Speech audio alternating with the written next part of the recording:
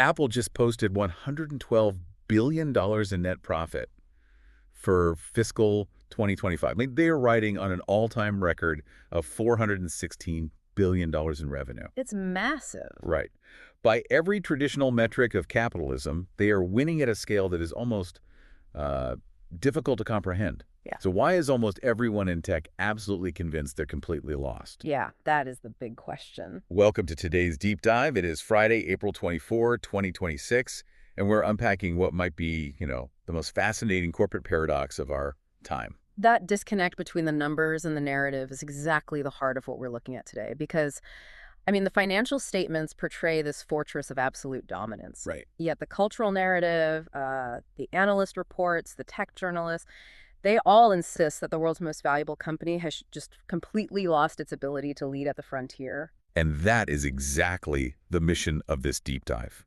We're drawing from this really fascinating April 2026 Strategic Audit by Laurent Bouty. It's titled, Apple is Facing Two Different Problems. Almost everyone thinks it's one. It's a great piece. It really is. We are going to explore why that overwhelming consensus, this idea that Apple is simply failing to innovate, is actually dead wrong. We'll look at the hidden mechanics of how companies actually survive and what this means for you, the listener, if you're trying to navigate your own career or build a business. And to do that, we have to look through a framework Bouty uses called the marketing canvas method. It's interesting because it doesn't just look at surface symptoms. Okay, let's unpack this. Because right now, treating Apple's issues as one giant, frontier failure, it's like a doctor looking at a patient who walks in with a high fever and a severe cough. Right, and deciding to treat them for one mysterious overarching disease. Exactly, when in reality, that patient actually has two completely different viruses, fundamentally different in nature, requiring completely opposite medicines. That's a crucial distinction. And to understand the cure, we first have to thoroughly examine those two symptoms the market is obsessing over right now. Vision Pro and Apple Intelligence. Yeah, the evidence on those two fronts is incredibly loud. Let's look at Vision Pro first. In the 2025 holiday quarter, which is historically the absolute bedrock of Apple's financial year, Vision Pro shipped roughly 45,000 units. Just a devastating number. Brutal. Manufacturing lines had already been halted. Digital ad spend in its two primary markets was gutted by over 95%. Yeah, Apple Television essentially had to jump in and start manufacturing documentaries about spatial computing just to try and build a narrative. Because the telemetry was crystal clear, right? Right. The category simply never formed. Exactly. And sitting immediately adjacent to that failure in the public consciousness is the second symptom, Apple Intelligence. Right. Their generative AI rollout is just universally perceived as late and incomplete. Google Gemini is already deeply integrated into devices everywhere. Yeah, OpenAI essentially wrote the dictionary for what consumers expect from artificial intelligence. Apple's narrative arrives so late that someone else had already defined the category. And this is where the source material introduces its core thesis. The consensus looks at Vision Pro and Apple Intelligence and, lumps them together as proof that Apple is missing the tech frontier. Right. But the marketing canvas method reveals these are mechanically distinct problems. They stem from entirely different root causes and demand entirely different strategic responses. I have to stop you there because looking at those outcomes, only 45,000 headsets shipped, and an AI system that feels months, if not years, behind the cultural zeitgeist. How is that not just a textbook case of a massive, bloated incumbent moving too slowly? It looks like the exact same problem to me. It is deeply tempting to view it that way. But the framework uses this brilliant metaphor to explain why that's a trap. Think of companies like states of matter. Like solid, liquid gas. Exactly. Think of water, ice, and steam. They're chemically identical. It's all H2O. But subjected to different pressures and temperatures, they behave in fundamentally different ways. Okay, I'm following. So a strategic maneuver that works flawlessly when your company is in an ice state will instantly evaporate if you try to use it when your company is in a steam state. The molecule is the same, but the physics of how it operates have changed entirely. Apple is currently trying to solve problems using the wrong state of matter. That implies Apple's state of matter has changed over time. So if we want to understand what state they are in right now in 2026, we have to look backward. We do. We need to trace how their core identity has fundamentally mutated over the last 50 years. And the case library data on this is staggering. In its history, Apple has successfully operated across 6 completely different strategic archetypes. 6. That sounds like a lot. To put that in perspective, no other company in the entire case library comes close to surviving that many fundamental transitions. Most companies die when their environment forces them to change their state of matter just once. Wow. So how did they survive 6? Let's trace that evolution, because it definitely doesn't look like a smooth, unbroken line of success. No, definitely not. Phase 1, from 1976 to 1984, the framework calls the category creator. Right. Before Apple, the idea of a personal computer as a consumer appliance simply didn't exist. You cannot compete for market share in a market that isn't there yet. You have to build the arena first. Exactly. They had to construct the arena. If you look at their famous 1984 Super Bowl commercial, it is the purest distillation of a category creator. They didn't even show a product on the screen. Yeah, they just sold the emotional position of liberation from conformity. Right.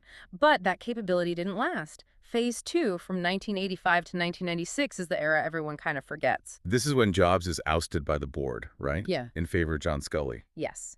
And Apple shifts into what the framework calls a stagnant leader.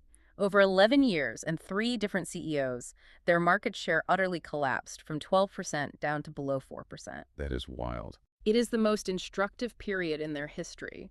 It proves that when a brand loses the core capability that made it successful, the decline is invisible at first and then suddenly catastrophic. Because they spent, 5 years and hundreds of millions of dollars trying to build a next-generation operating system, only to cancel it in 1996. Exactly. Analysts were actively modeling acquisition scenarios because the company was functionally dying. They lost their ability to create. Which sets up Phase 3, 1997 to 2000. Steve Jobs returns through the Nextee acquisition, and the company becomes a pivot pioneer. I mean, Jobs comes in and cuts 70% of the product line in his first 120 days. He had to stop the bleeding. But more importantly, he had to rebuild internal conviction. The Think Different campaign wasn't about moving inventory. It was about convincing the surviving employees that the company was worth saving. And it worked. They went from near insolvency to sustained profitability in just 3 years. Right. And that stability launched Phase 4, from 2001 to 2010, the disruptive newcomer. This is the insurgent era we all remember. Oh yeah, the iPod, iTunes, the iPhone, the App Store. Revenue just rockets from $5 billion to $65 billion. But the really critical mechanism here wasn't just launching cool products, was it? No, it was the architectural sequencing. The public mythology kind of obscures the actual engineering of their strategy. Each product fundamentally required the foundation of the last. Like stepping stones. Exactly. The iPod was useless without iTunes. iTunes needed the iTunes Store to scale. The iTunes Store built the developer relationships necessary for the App Store. And the App Store transformed the iPhone from just a piece of glass into a platform. Spot on. Competitors kept trying to copy the glass without realizing they were missing the entire invisible architecture underneath it. And once that architecture was built, the leadership changed, and the state of matter changed again. Phase 5, 2011 to 2015.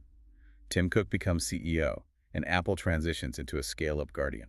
The mission is no longer about blowing up the incumbent. It's about fortifying the empire. They start building these massive structural walls. iMessage, FaceTime, AirDrop, Apple Pay. And those aren't just software features. They are incredibly powerful switching costs. Absolutely. If your family relies on iMessage and shared Apple services, the friction of leaving that ecosystem for a slightly better camera on a competitor's phone becomes overwhelmingly high. They secured the perimeter. Here's where it gets really interesting. Phase 6, from 2016 to the present, the framework calls this current state the brand evangelist. Right. Because in January 2016, Apple started reporting services as a distinct revenue segment. And that wasn't just an accounting tweak. That was a giant flashing sign that their underlying physics had shifted. Services revenue went from about $24 billion in 2016 to $109 billion in fiscal 2025. That is the ultimate manifestation of the brand evangelist archetype. They shifted from asking, what new thing do we build, to how do we extract deeper value from the ecosystem we already own. It is essentially a perfectly optimized extraction machine. If you picture a highly advanced mining operation, it's designed to relentlessly and efficiently pull value out of an incredibly loyal tribe of users. Yeah, it's why you probably pay $2.99 a month for extra iCloud storage without blinking. Definitely. You don't shop around for cheaper alternatives because the machine is engineered to make paying that fee the path of least resistance. It is a remarkable machine. But looking at that 50-year timeline reveals a mechanism that most observers miss. Every single one of those fundamental archetype transitions was triggered by a CEO change. Not a shiny new product launch and not a macro market shift. Right. The incoming leader's innate instincts, their personal calibration to a specific market phase, determined the company's new state of matter more reliably than any strategic planning ever did. It's a fascinating pattern. Okay, so Apple in 2026 is a massive, highly efficient extraction machine. But if we want to understand why Vision Pro and Apple Intelligence are struggling, we have to look at the structural vulnerabilities of that machine. We do. Because running quietly beneath those 50 years of success is a consistent systemic weakness. Across all 6 phases, Apple has historically demonstrated a profound inability to listen for market signals that contradict its own internal expectations. Yeah, the only real exception I can think of is 2014 when they finally caved and built the big screen iPhone 6. Right? They actively resisted that trend, but eventually listened to the external demand. And ironically, the massive surge in users from that specific pivot is what built the foundation for the extraction machine they rely on today. That was the rare exception. Generally, they struggle to hear what they don't want to hear. And right now, their current brand evangelist identity relies on a very specific tribal promise. Which is? Well, they've anchored their brand to unbreakable privacy, serious environmental commitments, and empowering the individual creator. But those pillars are colliding violently with reality right now. They're facing immense external pressure from forces completely outside their control. Very true. We're talking about the Epic Games lawsuits attacking App Store fees, the European Union's Digital Markets Act, forcing them to allow third-party app stores, and the global right to repair movement, fundamentally challenging how they lock down their hardware. And we need to be clear here, regardless of how you feel about the politics or legality of those challenges. We're not taking a side. But from a strictly business standpoint, that is massive friction against their core values. Absolutely. In the framework, this is known as a fatal break. It means your core values are sitting right at their target, doing what they are supposed to do, but they are under active, sustained pressure from the outside. So it isn't a structural collapse yet? No, but it is the early warning siren that arrives before a collapse. So are you saying these external lawsuits and regulations aren't just legal headaches for Apple, but act as an early warning siren that their A-plus extraction machine is starting to hit the physical limits of its current environment? Precisely. And armed with that understanding, knowing that Apple is an extraction machine optimized for existing demand, but carrying a blind spot for external signals, we can finally diagnose what actually went wrong with Vision Pro and Apple Intelligence. Okay, let's start with the $3,499 headset, February 2024. Why did Vision Pro hit a brick wall? Because launching Vision Pro required the capabilities of a category creator. To understand why, you have to look at the concept of a job to be done. Consumers don't just buy technology, they hire a product to do a specific job in their life. Right. When Vision Pro launched, there was no established consumer job for spatial computing. People were looking at it and asking, what problem does this actually solve for me? And there was no clear answer. Exactly. So Apple was forced to try and invent the category and the product simultaneously. Building a new category means pricing for early adopters, spending years educating the market, and surviving long stretches without commercial validation. But Apple didn't use a category creator playbook. No. They used their extraction machine. But an extraction machine is explicitly designed to serve a job that already exists. It is biologically incapable of mining a resource that hasn't been created yet. That makes perfect sense. So shipping only 45,000 units isn't a failure of their engineering. It is the inevitable outcome of using the wrong state of matter for the problem. They tried to use an oil rig to plant a forest. But if that's true, we have to look at Apple Intelligence because the media insists it's the exact same problem of a slow incumbent missing the boat. And this is where the framework proves its value. Because generative AI is not a frontier failure. The fundamental difference is that the job to be done for AI already exists. Oh, right. Consumers are already actively using generative AI on their devices. The demand signal was loud, unambiguous, and growing exponentially before Apple ever entered the chat. Furthermore, if you look under the hood, Apple's technical approach isn't a failure at all. In fact, it's structurally superior for what the consumer actually needs. It absolutely is. When you look at the mechanics of on-device processing, it solves the major bottlenecks of cloud-based AI. The data never leaves the phone, which secures privacy. It eliminates the latency of a cloud round trip, allowing for real-time responsiveness. And it drastically lowers the massive compute costs that competitors are bleeding money on. Exactly. Apple's architecture is actually phenomenal. So to go back to my mining machine analogy, Vision Pro was Apple trying to use a giant coal miner to invent a new type of element. But with Apple Intelligence, the gold is already there. Their machine is perfectly built to mine it, but they just showed up to the gold rush late. That captures it perfectly. The issue with Apple Intelligence is entirely about timing and narrative. Because they delayed, Google and OpenAI were allowed to define the vocabulary of mobile AI. They trained the consumer on what artificial intelligence is supposed to feel like.